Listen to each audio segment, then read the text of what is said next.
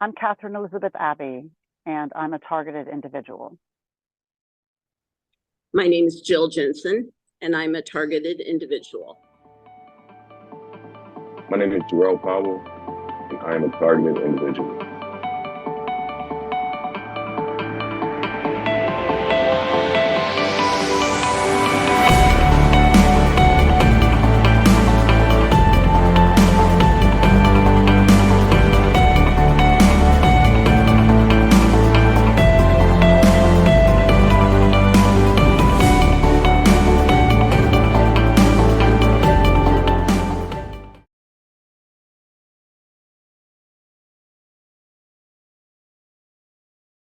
My family is amazing, and they love me very much, and they mean very well.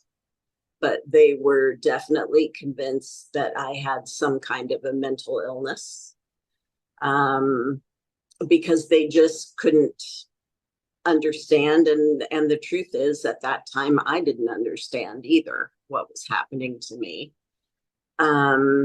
So it was really hard at first, because to me it was so obvious, and to them it was completely foreign. So my family convinced me to go into like a voluntary thing to go into the psych ward, and I was there for a month. Yeah, I knew that what was happening to me was actually happening, but I felt like I was out of options at that point, and I was staying with my aunt and uncle, and my cousin said to me that she feared for her parents' lives because I was staying there. And so that's why I went to the psych ward, because I had nowhere else to stay. So, yeah, things were really, really hard at first. Prior to targeting, uh, family dynamics would include gaslighting or having false thought processes that go on. So then, when targeting started, and I started to experience gang stalking, I started to experience my devices being surveilled, and I started to get some evidence of that.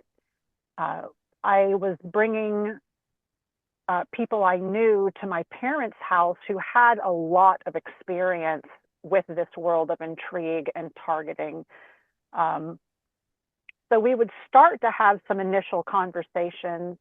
When I was given the warning that I could be assassinated and my children could be used against me, I immediately went to my parents' house and informed my father, and he just didn't really think much of it.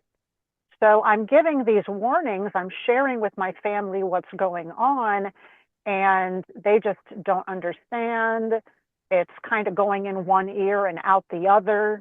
That's a common thing that gets experienced because people just don't know how to process these kinds of things. When it comes to targeting and my family, that was one of the reasons why I began creating content, visual content, um, and just raising the issue of this, because it's one thing for being targeted the way I'm being targeted, and just through mainly electronic harassment, and mainly just and the ways that I'm being targeted. There was a plaguing effect. The people that the individuals targeting me began targeting the rest of my family, like immediate family and friends. I don't know how that was, but that's when I knew it was something that was uh, that I had to be wary of.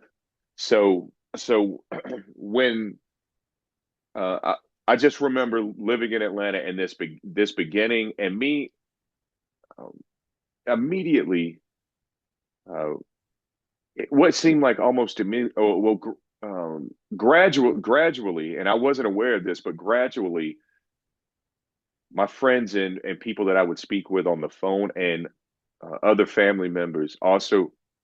also became targeted the same way as well, from the same groups, um, individuals, the same folks. I just remember going to other family members, other people's homes, and hearing this. When I lived in Atlanta, I didn't have, like, my car broke down, so I couldn't just freely go and come as I go and come to uh, other family members' homes and other friends' places. So I really couldn't address it or tend to it like I would have wanted to at the onset of this. So then, uh, fast forward to 2020, I'm experiencing V2K for the first time. And when I try to mention something like that, like my father, he would think that I simply had some kind of, inner ear condition. I need to go see the doctor. I need to go. He couldn't accept that it was some kind of technology and targeting going on. Now, as time went by, and I became involved in the community, I became involved in legal efforts, in forensic evidence gathering. Then my family started to wake up and say, wow, something real is going on here. And just in this past year, they've started to accept that it's not just in my head, it's not just an inner ear condition, it's an actual targeting situation, and they don't necessarily understand it, but they understand enough where they want to support me in going through the processes of getting the documentation in place, going through the communications involved, getting the evidence in place, pursuing potential legal actions. So my parents have started to come around. Now there is concern because in many situations, people who are being targeted, family members can be targeted, friends can become targeted. And in my case, my dear friend Steve became targeted by simply being associated with me. And I've been given warnings that my children could be used against me. So they were indeed used against me in 2015 with some anonymous false allegations that were made against me. I had to go through a variety of court proceedings as targeting was going on. And so there's actually reference to targeting in the court documents, but the legal system is ill-equipped to have the necessary conversations about that. So to this day, I continue to have unresolved legal grievances in my situation. I'm hoping that the people involved might be willing to sit down at the table and have necessary conversations, because one of the people that was involved was U.S. Representative Laurel Lee. She happens to sit on the House Subcommittee for Surveillance. And so I would love to move into conversations about that, including with my family, because she was the judge in family court at that time. And it was that court situation that had a lot of problems in it. I really discovered the magnitude of problems we have in our family court system in 2015 when I was going through the different things I was going through these custody battles with my ex-husband as it pertained to the false allegations that had been made against me to DCF. So in addition to fighting against the false allegations, I was having to fight through a messed up system. And so a man who was spending time with me and who is familiar with the intrigue and the system issues, when he watched me going through all of this, he ended up putting my name forward to the National Coalition Against Domestic Violence. And so I've been speaking to issues of domestic violence and domestic abuse for a very long time. And so at this point, my children are young adults, they're grown. We don't have to deal with all of that anymore. Nevertheless, there are these things sitting in the background with these defamatory accusations that continue to hang in the air even a decade later. So again, I'm hoping that family members, individuals who made the false accusations. I'm hoping that DCF might be willing to go through a clarifying process to clear the defamation. And this is something that the governor's office, Ron DeSantis' office, had responded to in one of my letters. He had referred one of my letters to DCF. And just this year, I have been engaging in additional correspondence with a representative there. Was bringing up the topic of targeting, like explaining it, electronic harassment, what electronic voicing is, what targeting is. As I educated myself on targeting and on what it is, and my family, it was more of something that I wanted to alert my family of, so that they could know what to expect from this. Whenever I would address this or tell them, look, this is what I'm experiencing, or show them my website, what they would do is they would it's like it's something that they would shy away from, kind of on the dismissive side, because they don't know what it is, they don't know what to do, and they're probably afraid of what targeting is. So it caused some friction with my family. Like, it just caused like some quarrels, like just arguments here and there, because they don't want to hear about it. They don't want to hear me constantly bring up that I'm being targeted and what's happening to me, because I feel like they don't know what to do, but also they don't want to talk about it because they feel like there's nothing that they can do about it, or maybe because they feel like it's also occurring in everyone else's home or everyone else's life around them, which is maybe like an effect of being targeted, maybe a common effect of it. So I guess it's just they feel it's better if I just don't bring it up. There has been an evolution where, for instance, my mother is very supportive. We've been engaging in a lot more conversations. She's becoming more aware of my situation. She's been helping in terms of getting correspondence where it needs to go when the criminals are hacking the correspondence and preventing it. So there's been assistance in that regard. And I'm hoping that there can be the necessary conversations to open the door and go through healing processes and reconciliation processes in the family from these damaging circumstances related to targeting. It's the sort of thing where, as long as I don't talk about it, we're good. But if I bring anything up at all, it upsets everyone, and they end up talking to each other, and they think that I've gone off the deep end. And yeah, so they're not interested in evidence. They're not, I don't know. It's very strange to me.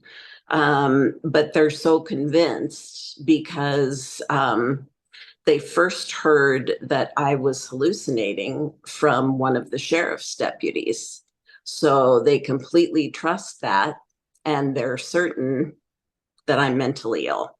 So it's not a conversation we can have anymore. But at the same time, I know they love me and they want the best for me, and their intentions are good. So I love them back, and I would like to continue to have a relationship with them. So I'm willing to do what I have to do to make that happen. Like, the family members that you're good with, it puts a strain on the relationship, because it just alters the family relationship, because you don't act the same when this begins happening to you. When this starts happening, and you start having to shift your entire focus to it's more of a survival. It's like a survival thing. Like, you have to shift, like you shift in your focus to to being targeted, it makes you act like you don't act the same around your family. And I think everyone just is ready for this to be, they're ready for this to be done. They're just ready for it to be done.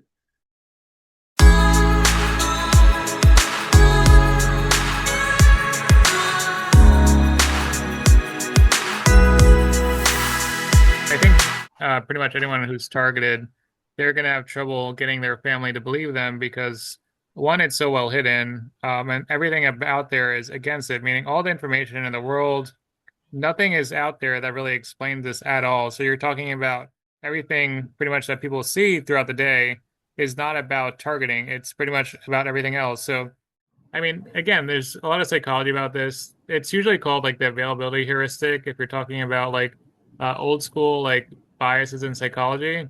And just because people have never heard about it, they're going to deny it.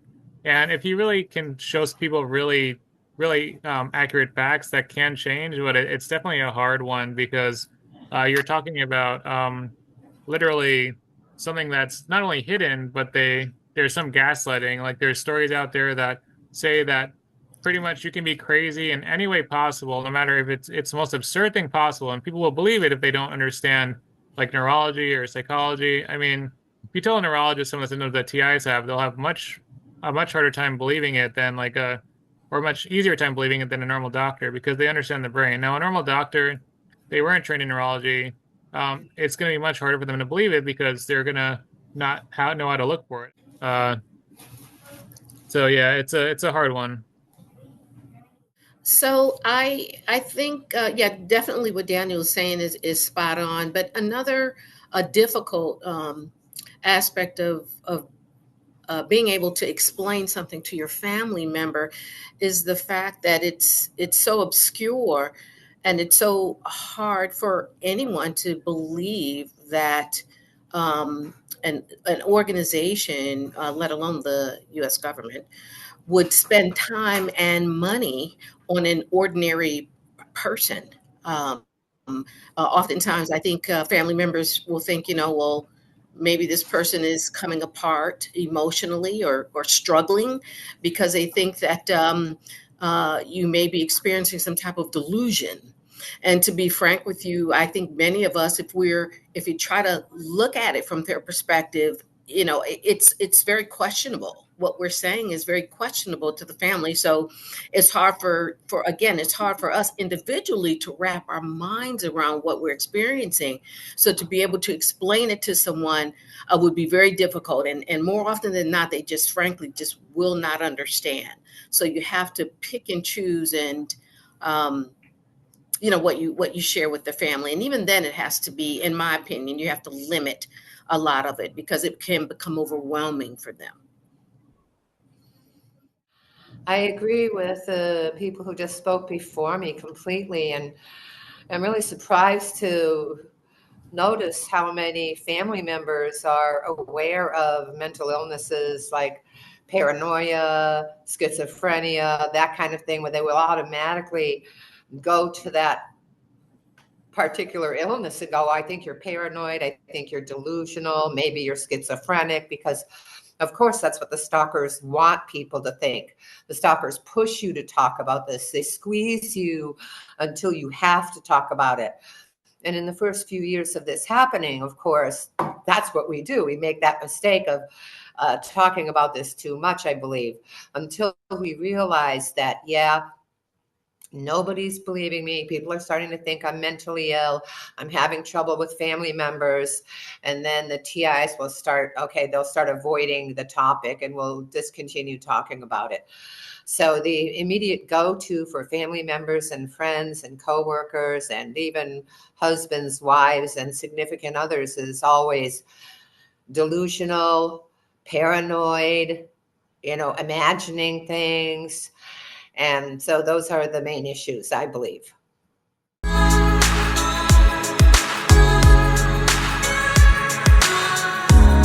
Something so complicated and so complex to explain, you kind of want to practice on a few people first. And I think you want to stick with the facts if possible, like find anything factual. I think there's books out there that explain it pretty well and news stories that are pretty relevant. But I really think that sharing your own personal experience to get through it can really help. When you're going through how it feels, and oftentimes with me, what I'm going through will be so absurd that it's almost impossible to not believe it was on purpose. The thing is, because there's so much stuff out there, and unfortunately this is so complex, you're talking about getting someone to believe you is usually a matter of how you start with them. Now you kind of want to be careful because once they get in the habit of saying it's not true, they'll find more information to support it. So you kind of also want to present it very carefully the first time you do, because as soon as they stop believing you, it's really hard to get them to change their mind. So just try and be open with it. Maybe like be curious what they think about it first, and then you kind of may want to present some information that's like, hey, this is out there. What do you think? And then if you see like they're catching on, then maybe like go for it in terms of like trying to get them to believe you after exposing them to it. Don't like immediately just share with them if you're not sure it's going to work, because there's lots of things in psychology like I just kind of randomly thought of the primacy effect, which is how something happens the first time, kind of can unfortunately play into what happens later on. So you really want to try and frame it in the right way. Otherwise, it can really be really, really hard to get them to change their minds. That's a really interesting question. I don't personally believe it can ever be resolved because the program in and of itself is always changing, especially when you're talking about um, when they attack an individual and they hone in on an individual and they learn their habits. Things are always changing in terms of the attack. But I do agree with Daniel that you should really only start with maybe one particular a family member, not too many, because they will have the tendency, again, as I mentioned, to become overwhelmed. They'll begin to get worried about you, and then maybe as Kathy mentioned, they may begin to have discussions about whether you could possibly be coming apart or something's happening to you psychologically. And keep in mind, more often than not, it's out of love for you and concern, not so much to attack you. However, I do understand, appreciate, and agree that there are instances when there are family members that have participated, in this program. But I don't think it ever resolves itself. It is something that's ongoing. But I think you can share with a very few number of people in the family. But I think what's important is that TIs need to realize that this is something happening in their life. It is not their whole life. They need to compartmentalize what's happening and still try to eke out a degree of normalcy for themselves. I totally agree with them. It's very touchy to have to speak to your family about this.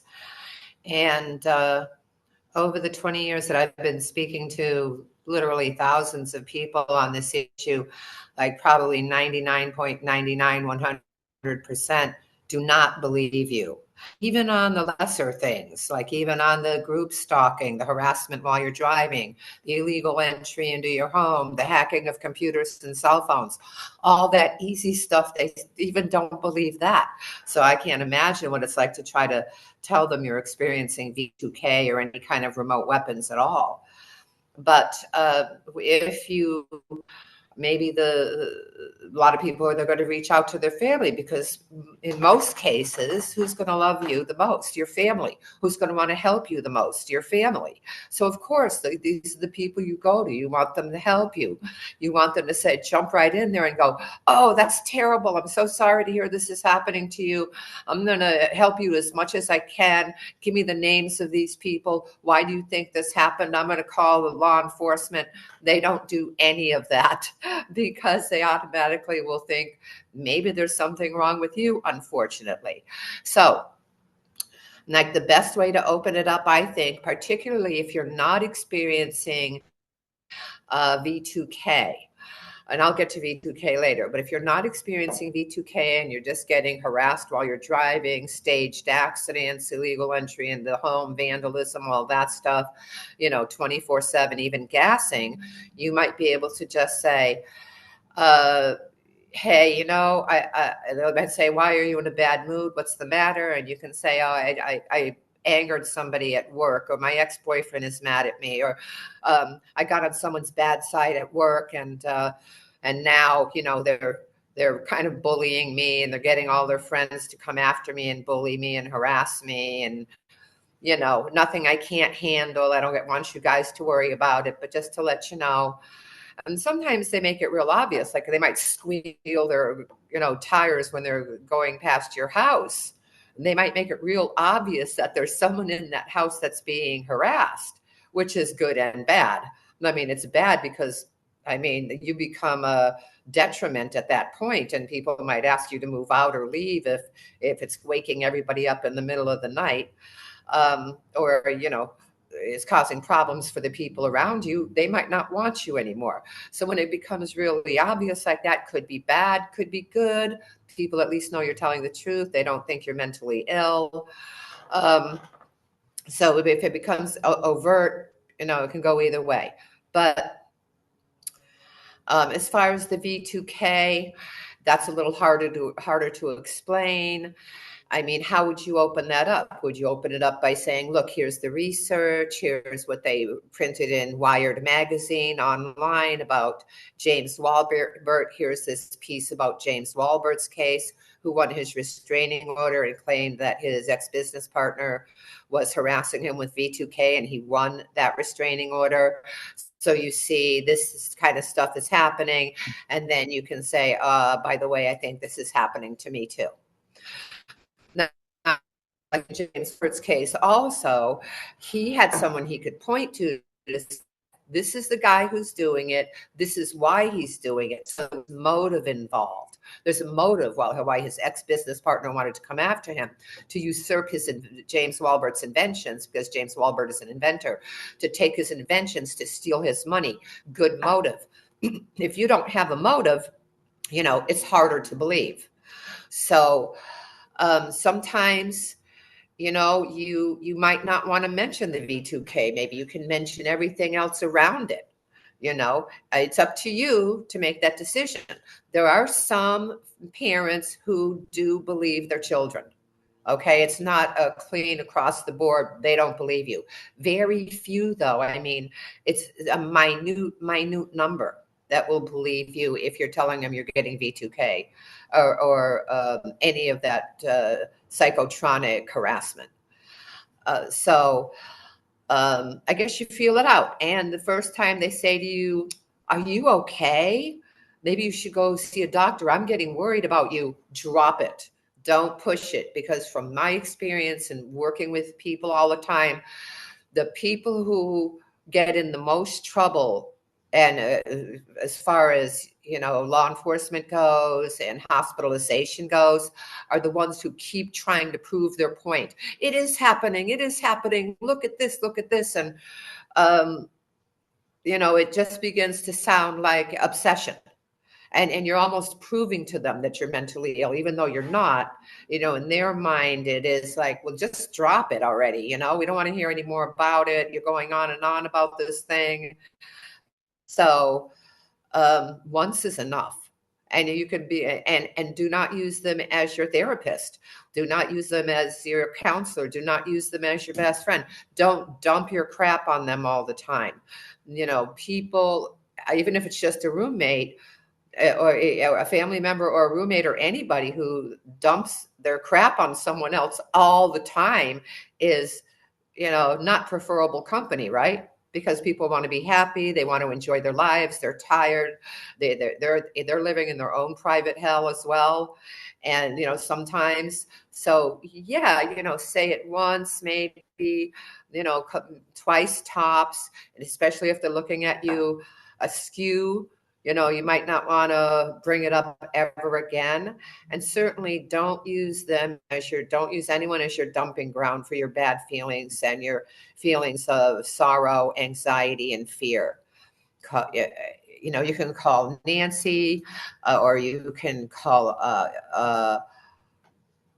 Daniel, you can call Petals, you can call me, you can call any of us, and use us as the dump that you are, you know, trying to rid yourself of these negative emotions, and someone to talk to and someone to give you advice and to help you. deal with it. But don't dump on your friends and family, because they won't want you around for very long.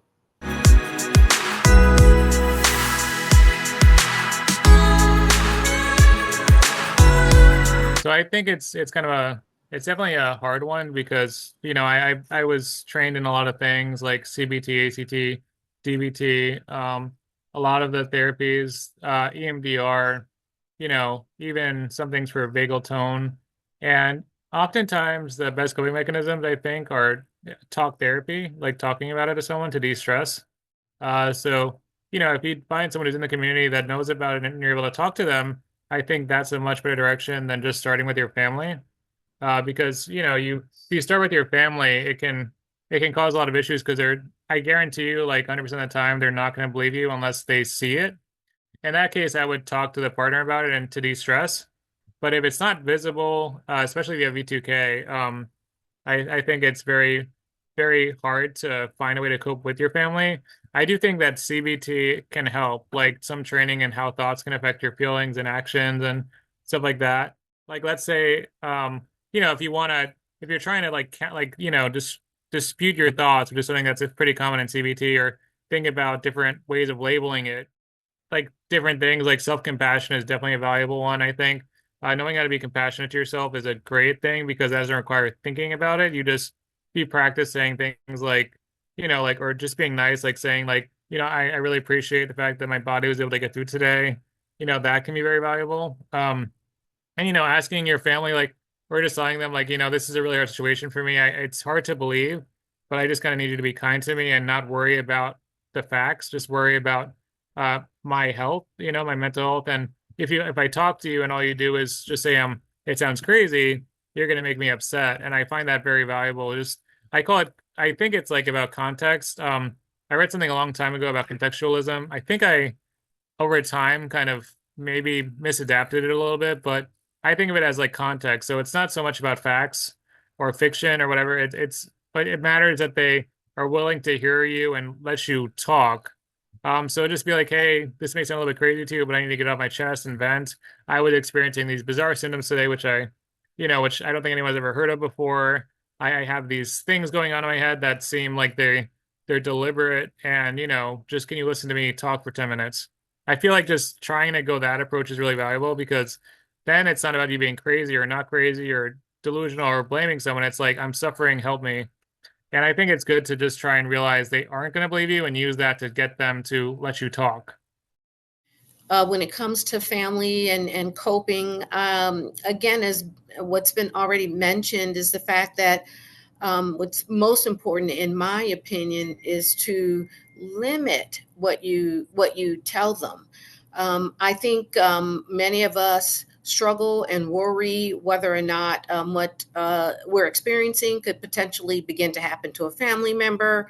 And so that's always a huge concern. So I think if you learn that there has to be more to your dialogue, you cannot become fixated on what's happening, and that's all you're talking about all the time. It becomes exhausting. It's obviously redundant and repetitive, and no doubt, granted, what we're going through is hellacious and certainly pushes you to that extreme.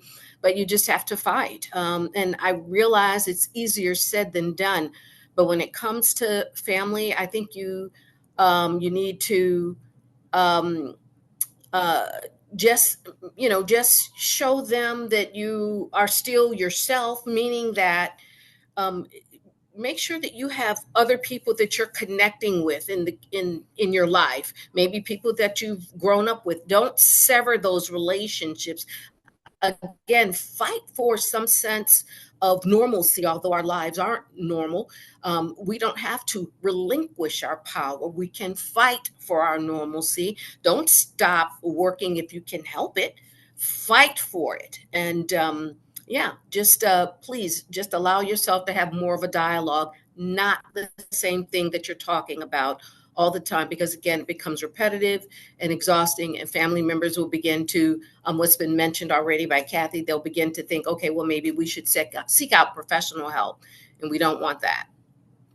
I agree with with pedals, and I do want to say also that I've seen all the people I've talked to and have consulted with over the years, I have seen people get divorced because somebody won't stop talking about this. I have seen children who now will stay away from one of their parents because they're being targeted and they won't stop talking about it. They bring darkness into these people's lives, and they don't mean to. They just need someone to believe them, and they're not always going to be believed by the people who they love the most, and that's just the way it is.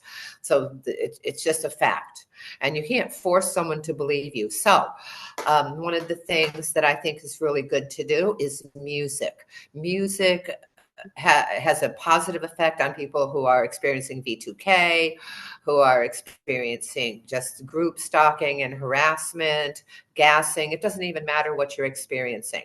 Also, you don't have to listen to happy music if you're not happy. If you're feeling angry, it's perfectly okay to listen to angry music. Put on some heavy metal or something like that. If whatever you're feeling, if you're feeling depressed, you can listen to some Poor Me music. But at some point, I would hope you would try to fit in some happy music in there too, some good, rock and roll happy music or classical happy music, whatever. But music has a really good effect on you psychologically and can help you to relax. And also, there are vibrations. I mean, there are musical vibrations that carry certain tones with it that can also help to sort of interfere with the vibrations that the weapons are causing too. So there can be a clash. These weapons are sending certain vibrations. The music is also vibrational, and occasionally it could clash. And you might find that you're not hearing these voices anymore for a few seconds at a time. Particularly if you're actually singing with the band, I think that also helps as well. Maybe you're drowning them out or something, whatever it is. So music is good. A lot of people have told me that yoga has worked for them. And they can get away from it on their own by doing yoga. Now, yoga does a really good thing for you. What it does is it helps you to control your body, your heartbeat, even your breathing. And if you can go as far as controlling your heartbeat, whether it's speeding up or especially slowing down is what you're looking for, then you might be able to control blocking, psychological blocking. Like, for example, when I was a kid and we were still getting shots back then, we weren't drinking our vaccines the way they do now. When I went to the doctor's office, I learned very young, like, I am going to separate myself from this so I do not feel the needle going in. And if I do, it's not going to be, it's like it's just happening to my arm. It's not happening to me, So like you learn to like separate out if you can. And if you can separate out also, the voices are other than me. They are not me. They are out here, and then you can deal with them easier that way too. The yoga can help you do that. And also having fun with friends and family. Now, the thing is that when you're with friends and family, try not to talk about the targeting except for those initial introductions in the very beginning, because you want them to know what's going on. Other than that, the more you distract, the more you can maybe cut off that part of your life, even for a minute, 2 minutes, 5 minutes. And the time can even keep growing. Like maybe you might be able to cut off that type of harassment for 1 minute. The next time you're hanging out, cooking with your parents, maybe it's going to be 2 minutes. The next time, 3 minutes. So it can keep extending as long as you're not focusing on it, because there's nothing these perpetrators like more than you thinking about them all the time. You thinking about what they're doing, you talking about what they're doing. So they love that. And so also, you don't really want to give them what they want, right? I certainly don't. So, you can unfocus by doing things with people that care about you, where you cannot, even if you can't totally be distracted from them, pretend you are. Fake it till you make it kind of thing. So just like, don't talk about them. Talk about, okay, we're cooking tonight. I'll make the salad, and then continue to make the salad, and then talk about whatever, anything else. except maybe in some families right now, you don't want to talk about politics, but almost anything else you'll be able to talk about. So also binaural beats. Some people feel like binaural beats are good for them. This is when you have two completely different tones going on, one in each ear. And so the brain tries to make sense of it. So they're not necessarily different tones, but they're different beats, different types of music, different types of beats, one in one ear, one in the other ear. And the brain starts going, starts going, what are we going to do with this? And in that space, sometimes you can break out of it for brief moments, but the moments can extend longer and longer every time you do it. And also, I'm not going to undercut over-the-counter medication either. I mean, things like, well, now CVS and other drugstores are selling things like Calm over the counter, which is just herbal, and it relaxes you and it makes you feel good. A lot of people love this stuff, and you can see it advertised everywhere. And if you went and Googled it, over-the-counter mood enhancers, they'll give you a whole list of them. And they're sold right at the local drugstore, and they are herbal. And just because they're herbal doesn't mean anything. I mean, belladonna is herbal too. You're not going to take a lot of belladonna; it'll kill you. So, but you still know that it's fairly safe and effective if you take it according to directions. So I think that those are the top things that you can do to avoid the harassment on your own. And also, by the way, you can get lithium orotate online. Now, lithium orotate is like the lithium the doctors give you, only it's such a mild, small dose that, it doesn't require a prescription.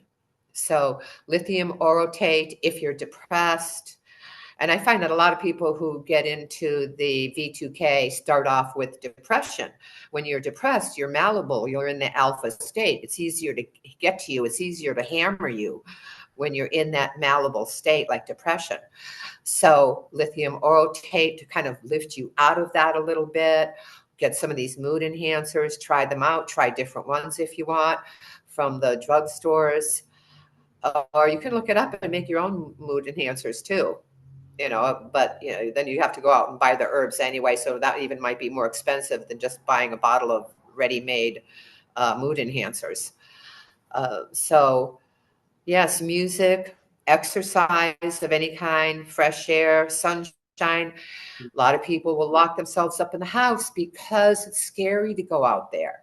It's frightening. You have all these people against you, and you don't want to be a sitting duck for them.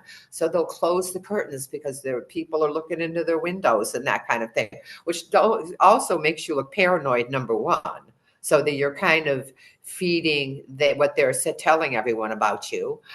And you don't want to do that. And also, you do need sunlight in order to alleviate depression. We know that. We know that the sun alleviates depression. The light alleviates depression and can actually put you in a better mood. So even just doing 15 minutes of exercise to your favorite music with the window open and the curtain drawn. The people who live in cold weather, of course, you don't want to open up the window, maybe just a tiny bit for some fresh air, but window drawn, let the light in, let it get into your eyes, do some exercise to your favorite music for 15, 20 minutes. Also, there's a lot to be said for just even showering and, getting into water, going swimming, bathing, because there's something about the negative and positive ions on your body that change when you're in water. And you can Google that too.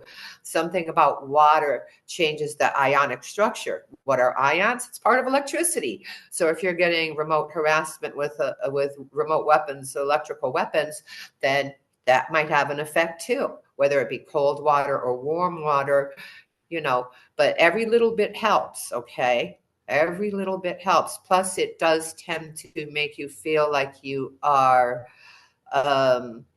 taking care of yourself. You always feel better after you've taken a shower and brushed your teeth, just because, like you said, I did it. That's over with. Yay, me. Pat yourself on the back. That got that done. Okay. Now I just got to get dressed. So yeah, just living a normal life, continue working, continue getting fresh air and sunlight, try to get out for a while every day, go shopping, don't lock yourself in, music, mood enhancers, binaural beats, you can try that, and yoga. That would be those are my recommendations.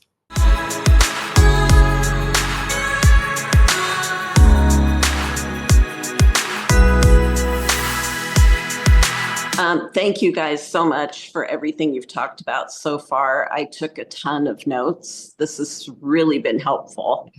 I wondered if I could ask kind of a question from my own experience. I do have a family that loves me, and they do not believe me. So when they talk to me, like when I see them in person, which isn't often, they'll ask me how I'm doing and what's new with me, and they genuinely want to know. In the past, I've had trouble with, like if I'm talking to someone, I might trust them with certain information, but it wouldn't be the same as if I was talking to someone else.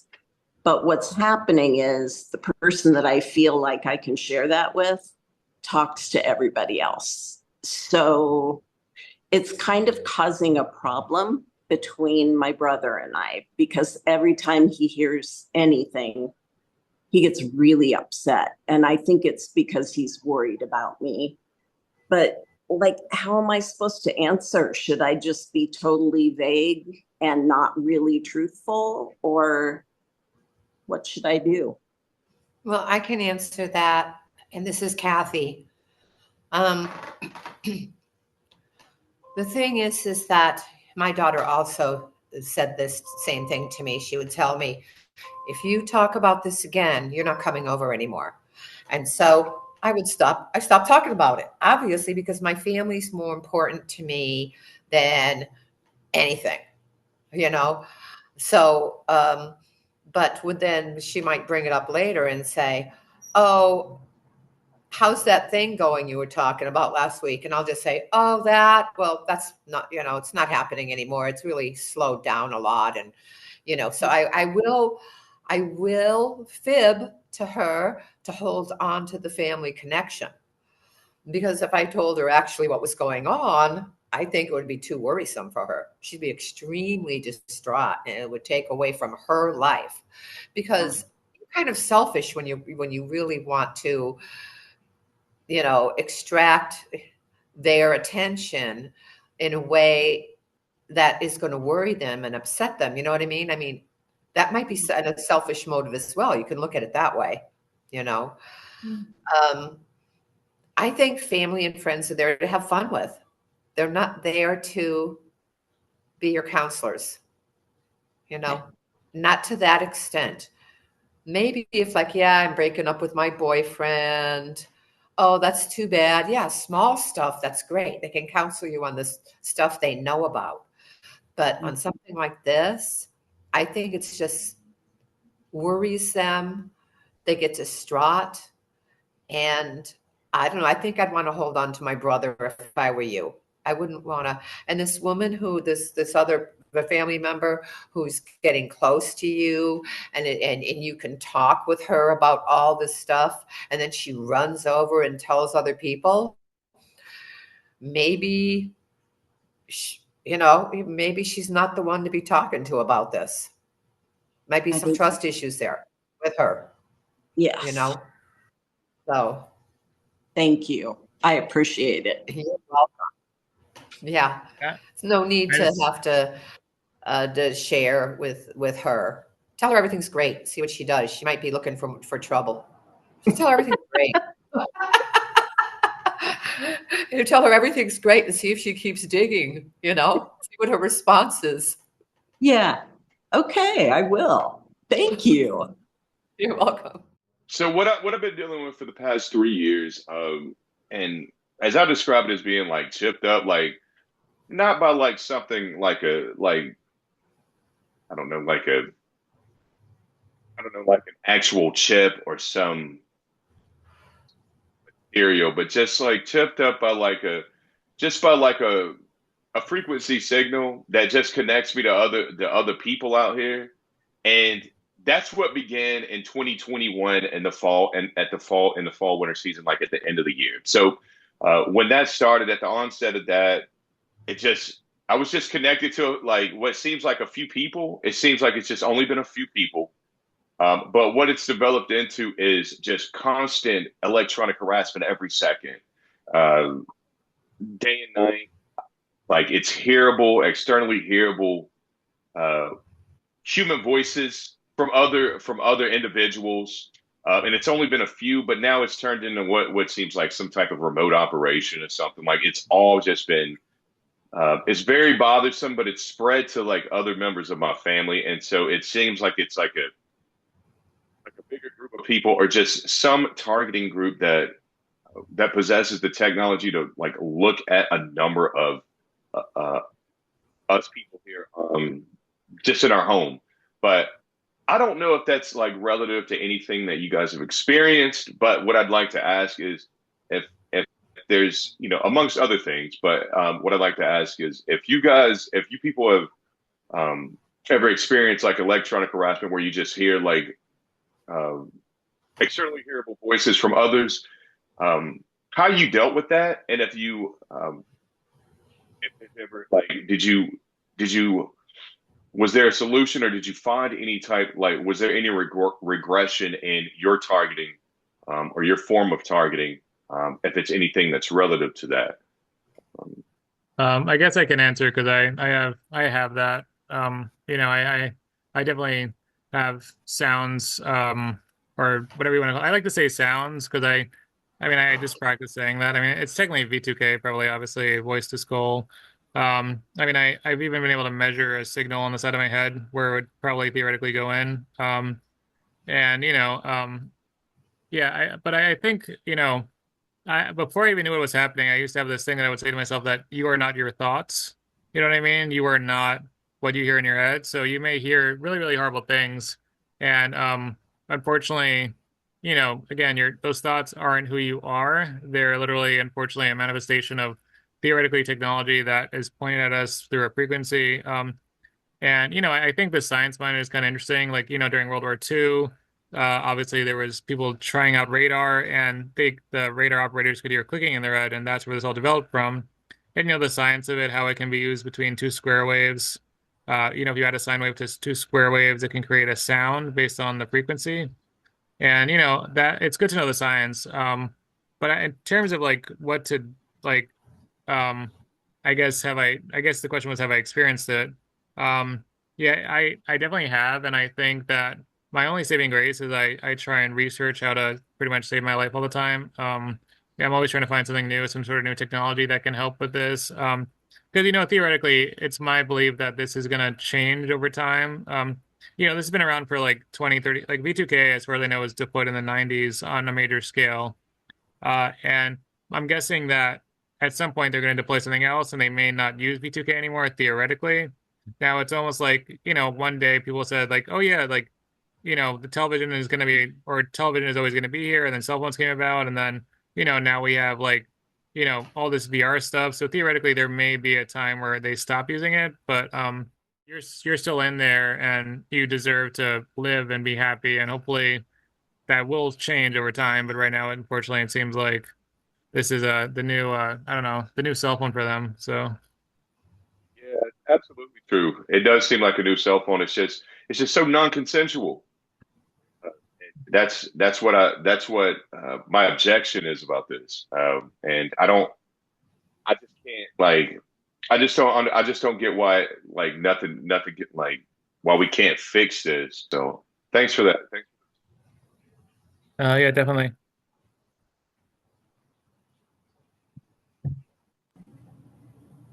So, Jarrell, this is Petals. Um, yes, I have experienced V2K in the past, and for me, I've done some unconventional things. I'll just start praying. I do, they have asked me questions. I have heard the voices on several occasions. It's not my primary form of targeting, but they use it on me as well. But it sounds like to me that you are isolated. Is that correct? This has become it's become such a looming issue for me. Like, I moved out of the city and I moved to more of a like a just like a rural location, like outside of the city, like in the in the suburbs. And it's still here. It's still been it's something that's been an issue. So yes, I mean, when I am isolated, it's bad. But when I'm in front of people and like in other public locations, it's still there and it's still very loud. It's still very, very, very hearable by other individuals. Like, so that's why I was wondering, like, like it's still happening in front of like other people in places that others can hear. Like I've brought like a field recorder with me to like just to certain public places, and if I press record and listen over to it, it's still present. Like it's still there.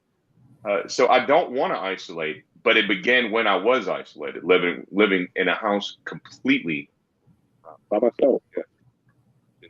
Well, I think the worst thing that you can do is isolate. The only thing that I could really suggest is that you just kind of increase your defenses, just in terms of buying things to cover your head. And I don't know if it works. I know magnets seem to work for a lot of people.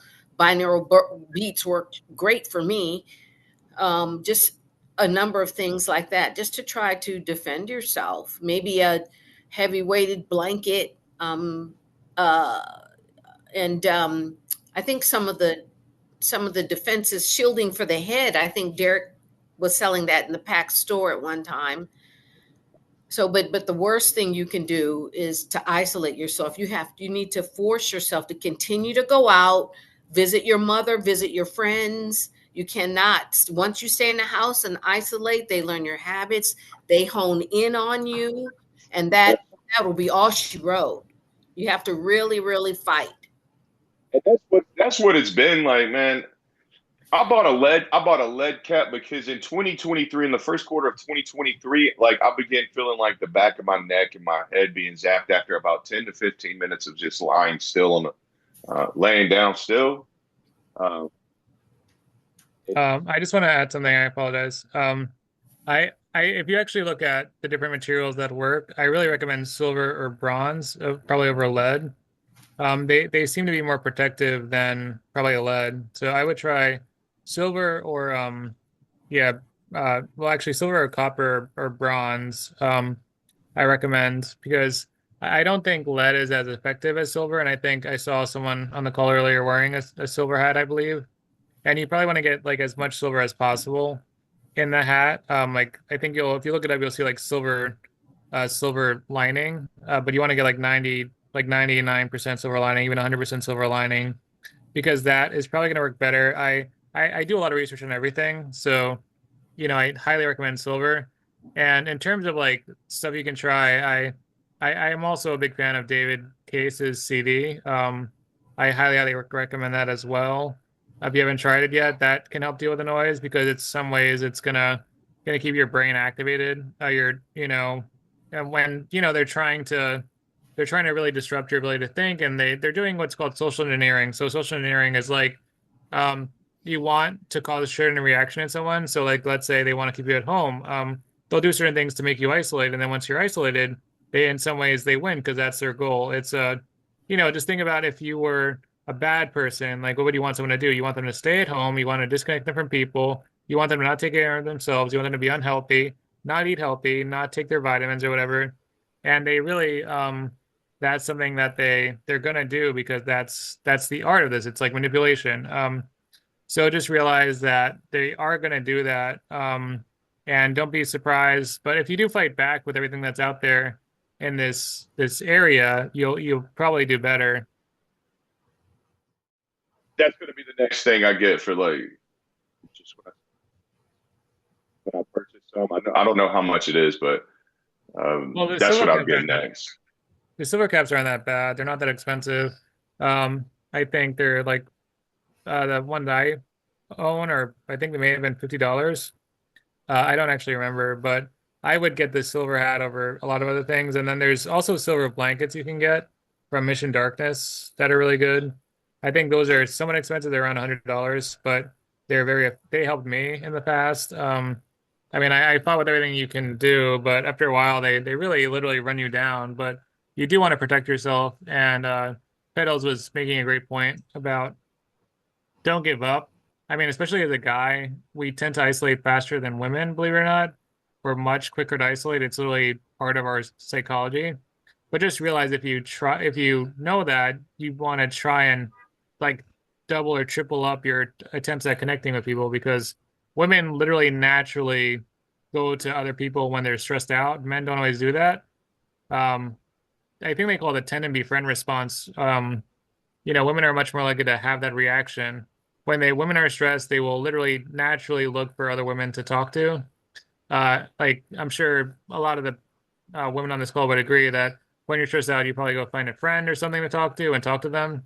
Men, unfortunately, we will go and like do something else. But I think you have to force yourself to when you're stressed, talk to someone. Don't give up, especially your family, because again, unfortunately, I feel like men are easier to isolate. So keep trying. That's it's got to go away because it affects my mood and behavior like too much, man. Like Right. I always been a cool person. Like when they started doing this, it's like, man, I don't like people attempting to like use me to refine targeting weapons and tech that they have. Like it's like it's been confirmed that it's a human being. Like it's a human being, so it's just like Yeah, it's seeking legal justice about it. Like it's like, man, I'm not gonna sit here and let someone just. It feels like they're stealing your soul from you, man. So that's what I mean. Like any well, I think protection helps, and I know it's a signal. I know it's just like a signal. Like they wouldn't be able to do it with it. Like they wouldn't be able to do it. It'd be impossible to do it. It's almost a zero latency response. Like I've been able to like at least pick up on what's been like what they've been doing to me, and just notate that. And it's not very strategic, but it may seem that way because of the how how powerful the software and technology and stuff that they're using is. The people aren't, but the longer they surveil you and stay like close to you, and like Petal said, and like you're saying, like they just they learn everything about how you move. And the best thing about this is knowing that other people are experiencing this, knowing that other people knowing that other people are going through this, so we don't feel like it's happening to every person, or like every person. It's not happening to everyone. So it's just knowing what to do, and knowing like yeah, knowing that that there's changes and things that you can do so that you don't so that it just doesn't affect you too much, and that there's ways of defense. And yeah, I just that's wanted to say that also, one of the big hurdles to get by are rage. Okay, when you're being invaded, somebody's in your space to that great an extent. I think the first thing you go through is rage, and you might also go through sadness, fear. Fear has a lot to do with it too, because then you are, this is bizarre. I mean, how could you not be afraid of something that seems to like, like you're in outer space? It's bizarre. So of course there's going to be fear and hesitancy. And there's also going to be a lot of rage at first. But if you do, whoever you talk to who's been going through this for years will tell you that will dissipate. Thank God, because it gets in your way when you're too enraged all the time. And some people act on that rage if they don't have good self-control. So, yeah, so there might be different ways you can cut down on the rage, but I guess beating up a pillow, I guess, is the old-fashioned way of doing it. But yeah, dealing with the emotions is huge. Also, I have heard other people tell me that they're actually hearing their words echoed back to them. I've heard this from more than one person, and now I'm hearing it from you, that yes, sometimes what they're thinking is echoing back to them. I don't know if that's the new machine. I don't know if that's new technology. I It don't even know if probably is. It I probably are is. an old I mean, machine, I have a take on that. Sorry. I will say this. That is not even close to what most people think that is. From my experience doing neurology, I won't say what that is, but it is definitely not normal. That is definitely on purpose. I'll just share that. That is extremely on purpose. There are actually two directions that I'm interested in going in. One is I want to give people encouragement. When I started going through the things that I did, my family members didn't know what to think about it. They thought it was something very different than what it actually is. Now, I'm saying this as a professional in communication. I have history as a communication skills instructor, teaching people how to have effective helping conversations with one another. And in my experience, no matter how simply, no matter how articulately that a person communicates with family members and other people, if their eyes and ears and minds are closed, there's nothing that you're going to be able to do to get through to them. In my experience, God is in charge of opening eyes, ears, hearts, and minds in His time. So we can keep putting out communications to our loved ones. And with time, in my experience, my own family members have indeed started to come around, and they're able to hear the fact that I'm experiencing these things. They might not understand it, but at least we can start to have conversations about it. And this goes into my question for our guests in this episode. When we're looking at this area of family relations and how the field of counseling is working in this area, family members, they want to feel close to each other. They want to feel some kind of depth in their relationship, especially if it's a marital relationship and you want to feel the union of the relationship, and being able to have those conversations in ways where you understand each other, you want to understand each other. So my question is going into this realm of communications, first in the realm of professionals. We need more professionals who are able to role model for their fellow professionals how to have effective helping conversations with victims. And when there are more professionals who are able to role model that, then starting to help families have these conversations with each other. So, do you have any thoughts on how to expand education to professionals in counseling so that they can have effective helping conversations? And then when family members are sitting down together in family counseling, do you have any thoughts on how to generate conversations amidst family members so that they can start to understand and maybe even come to a point of helping, bonding, and forming those depths of connections that people long for?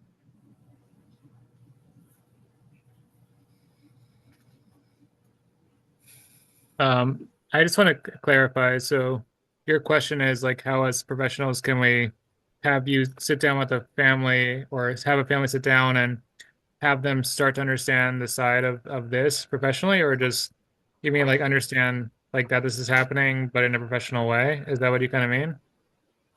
Well, yeah, there are two prongs to it. One is for the professionals, how to expand the education of professionals so that they can have effective conversations with Oh victims. yeah, People who have experience with it are they're better able to have more effective conversations than yeah, counselors who have no direct experience and really don't know about it.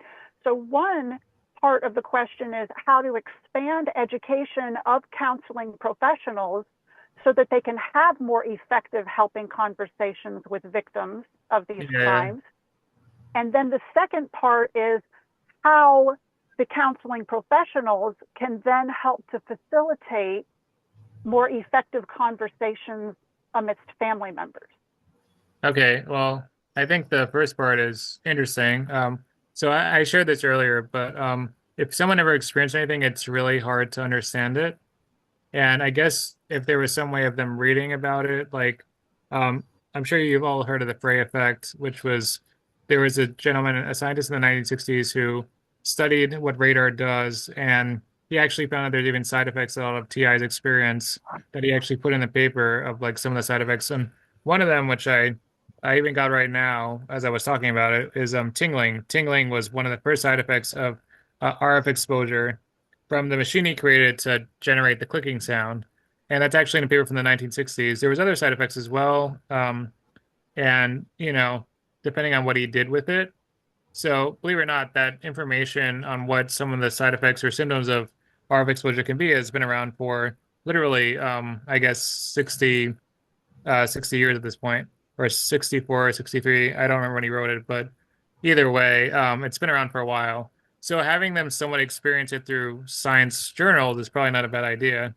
Knowing that it's out there, like, there's obviously different effects, like the microwave auditory effect is very well studied at this point. It's a real thing. It's in the journals. But again, you got to realize that there's always this sort of gaslighting of information going on where everything that's out there will be countered with things that may not be factual. Like even Havana syndrome recently, the ICA, which is this board of Republicans, actually just pretty much concluded that Havana syndrome is probably real. And they actually had to literally read a paper that was full of all these lies and just refute it. And this is an actual like political community. So they were able to learn that was real because they saw people who went through it and, it was seen as credible. So if you can make it credible, that's probably a good idea. And in terms of getting families to sit down and talk, I think open-ended question is always key. I'm sure Petals and Kathy would agree. Asking questions that aren't going to be that are going to allow them to respond in a way that's not, going to have anything to do with their stance on this is probably a good idea. And also remember that psychology is a science. So when you're trying to convince the scientists or psychologists that something is true, you have to have evidence. Okay, so there has to be some evidence there. Now, the consensual validation, meaning everybody agreeing on something, is a form of evidence.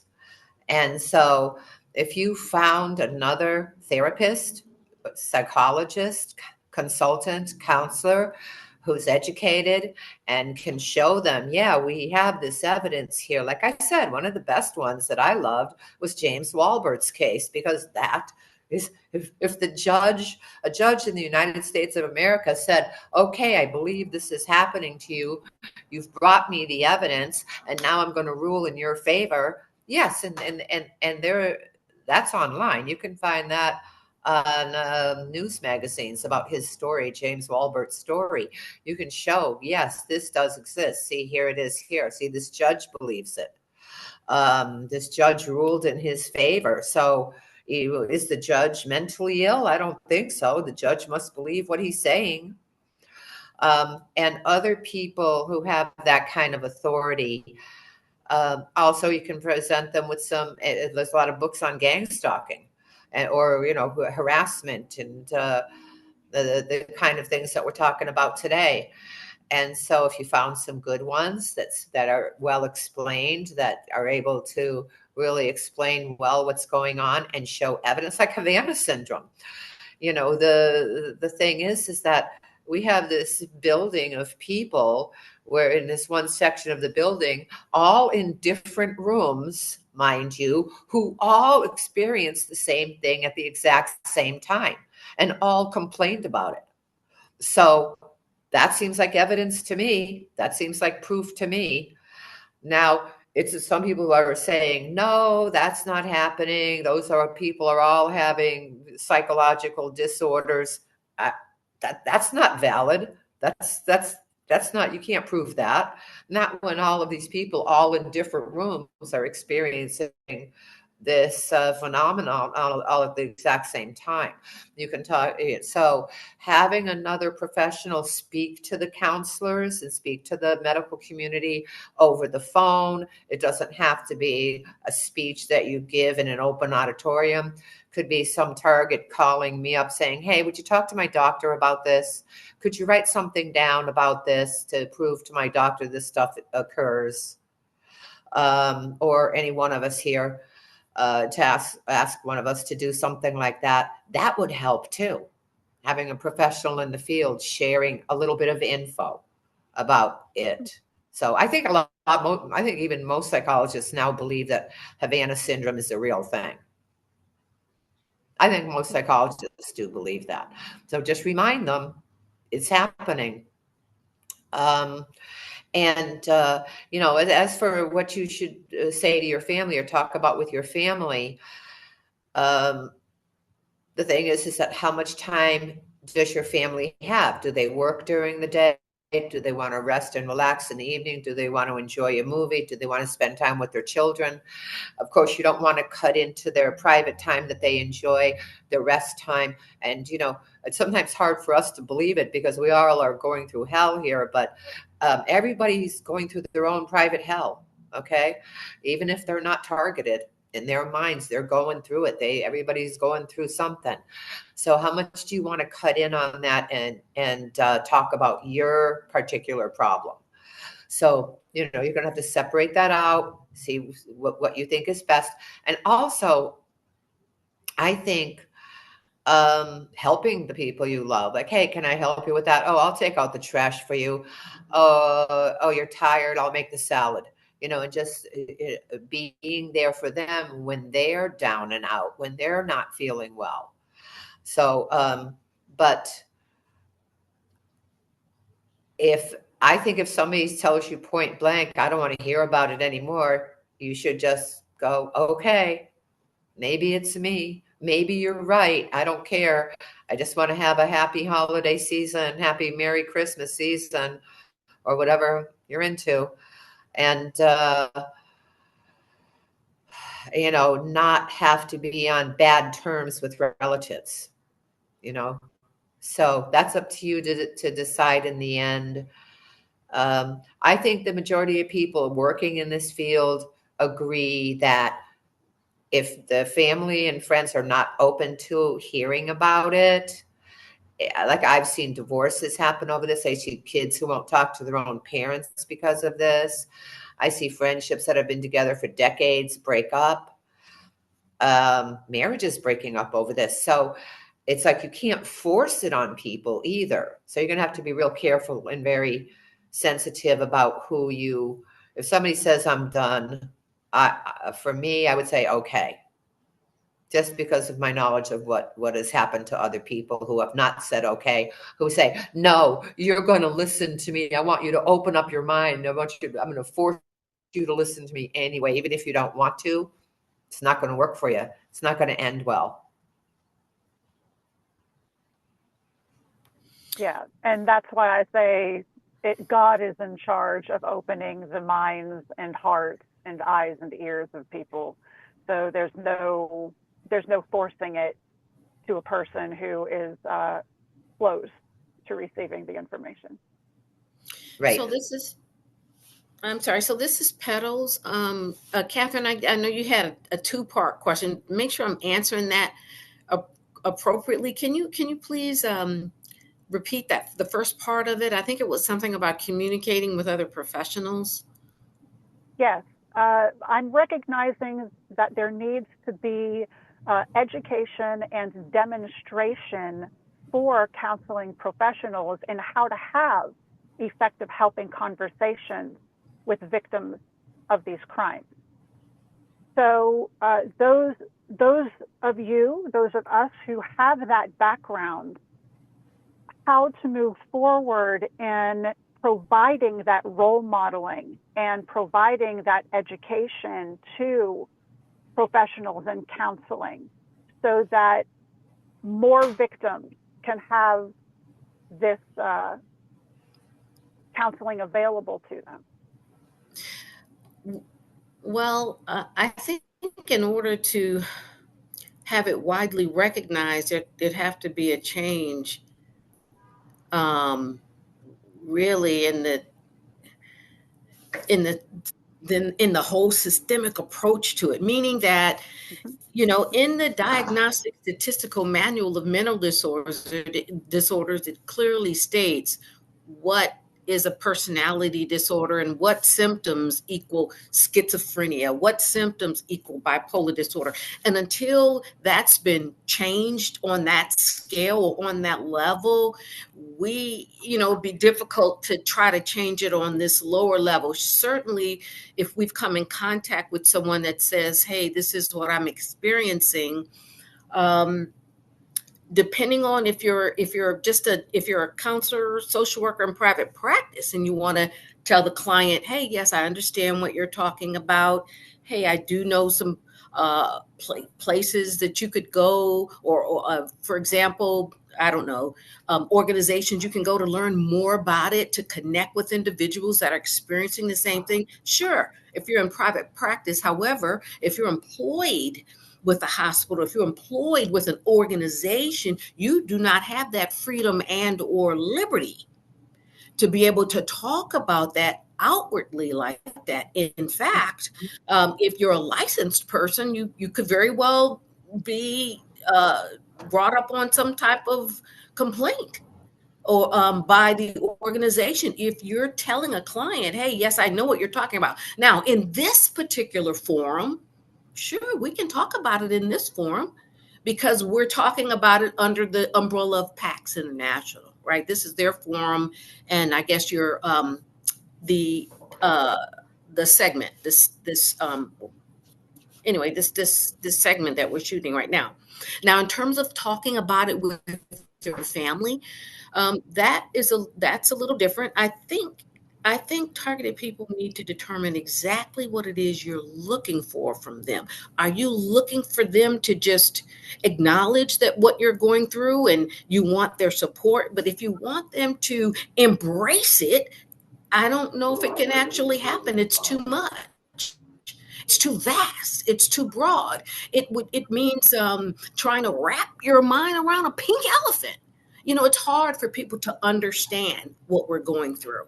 That's why you have to, in my opinion, for me, I have a relationship with my family, but I don't really tell them a lot, but I spoon feed them. They'll ask me, hey, Nancy, are you still going through that stuff? Are they still doing that to you? And I'll tell them, oh yeah, they do it every day. But I don't get into specifics because it's frightening. It's frightening for them because they don't know how to help me. I have an older brother who growing up always protected me. If he can't protect me, he feels powerless. I don't want to do that to him. I don't want to put that type of pressure on him, knowing how he feels about me. And it's difficult for family members. And no doubt it's difficult for us, but you have to, in my opinion, you have to see it from their perspective as well. They're struggling too. They're struggling trying to understand and trying to help you as best they can.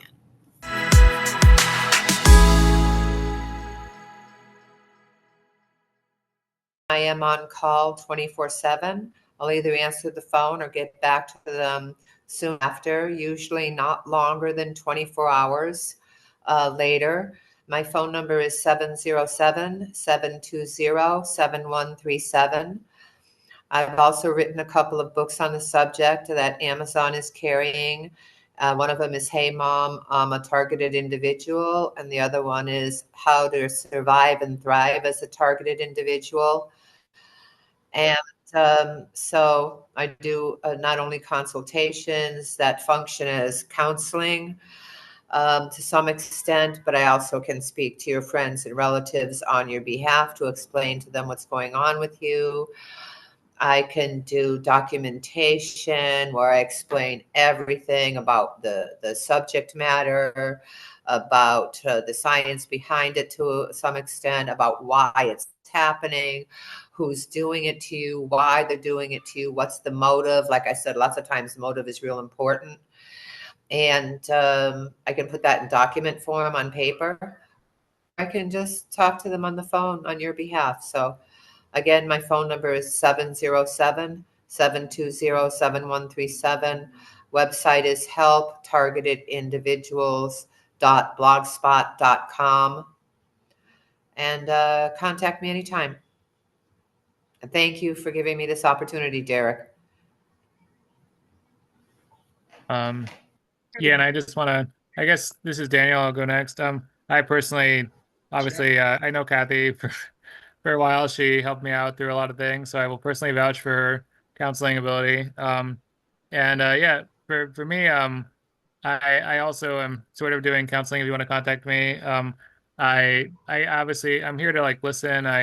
You know, I I have a lot of unique takes on this that I like to share with people and I like to help them. I also can, I'm definitely just here to help people kind of like get through difficult times and find new ways of thinking about this. I'm also probably on the technology side too, where I will help people with like technological advice and help them, you know, uh, find ways of using technology. Like I'll recommend like certain interventions that I think will help and stuff. So yeah, you can reach me at 917-579-5036 or the coverthealer.com is my website. It has you can email me at the bottom of that or just email me at my email as well, which I guess I'll post in the chat. But yeah, I'm really just kind of like a counselor by trade, I'm a licensed social worker. So if you want to talk to me, go ahead. And I also highly recommend both Kathy and Pedals who were on this on this show. They're both very, very good at what they do. And yeah, I don't know if I'd like what I'd be doing without Kathy here. So I'm very, very glad to be here to offer advice and help people get through this.